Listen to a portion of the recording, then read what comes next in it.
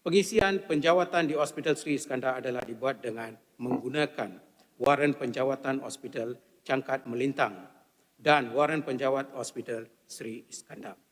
Pengisian jawatan menggunakan waran penjawatan Hospital Sri Iskandar, pertambahan 516 jawatan, dibuat secara mengambil kira pelbagai faktor seperti penerimaan personal dari pihak kementerian dan juga perkhidmatan yang ditawarkan oleh hospital. Jabatan ini sentiasa berusaha untuk mengagihkan personal mengikut keperluan perkhidmatan atas saranan. Ketua perkhidmatan dan ketua profesion setiap skim.